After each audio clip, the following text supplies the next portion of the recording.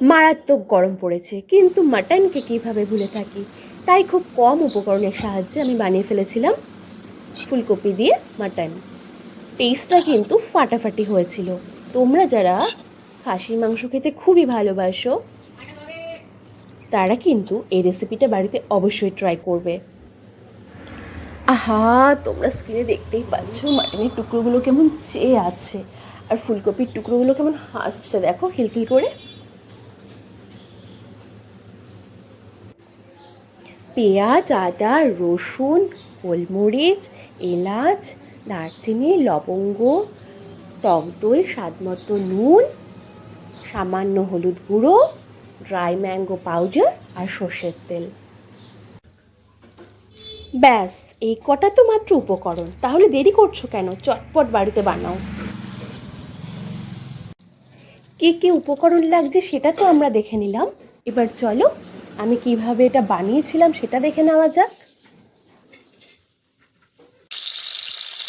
তোমাদের বলে রাখি, ফুলকপির টুকরোগুলো কিন্তু আমি বেশি লাল করে ভাজবো না, সামান্য লাল হলেই নামিয়ে নেব, যাতে ফুলকপির নিজস্ব যে একটা স্মেল থাকে সেটা রিটেইন থাকে আর টেস্টটাও যেন ঠিকঠাক থাকে।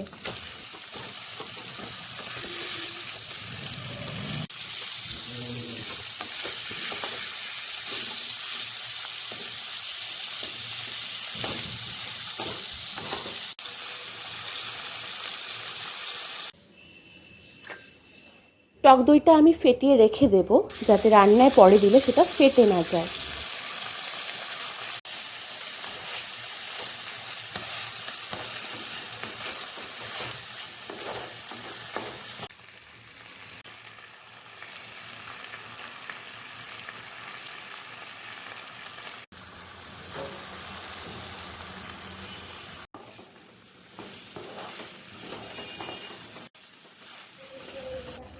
গোলমরিচের গুঁড়োটা দেওয়ার পর কন্টিনিউয়াসলি এটা নাড়িয়ে যেতে হবে, যাতে মশলাটা পুড়ে না যায় বা লেগে না যায়।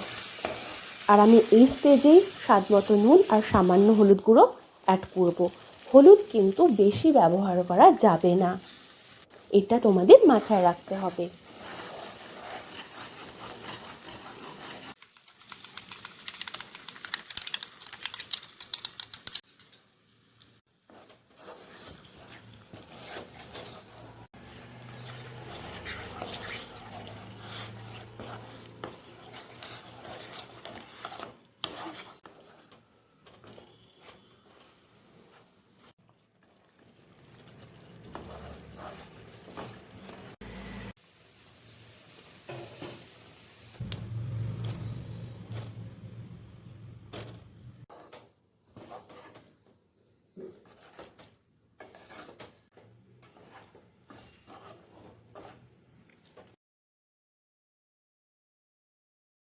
ফুলকপিটা দেওয়ার পর আমি একটু বেরেস্তা এখানে অ্যাড করেছি, তাতে কালারটাও একটু অন্যরকম আসবে আর খেতেও বেশ সুস্বাদু হবে।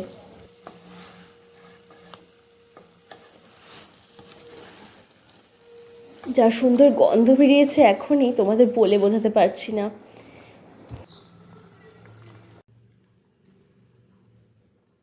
সামান্য ধনেপাতা কুচি আর ড্রাই ম্যাঙ্গো পাউডারটা আমি এখানে অ্যাড করে দেবো।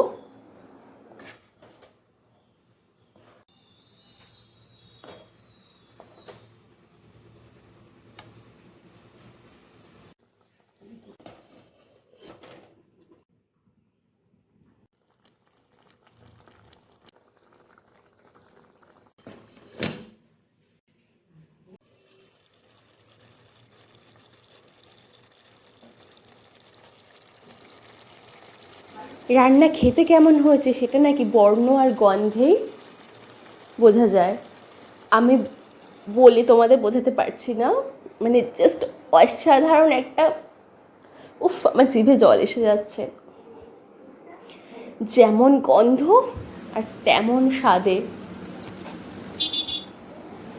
তোমরা অবশ্যই এই রেসিপিটা বাড়িতে ট্রাই করবে, ট্রাই করে জানাবে আমাকে কেমন লাগলো।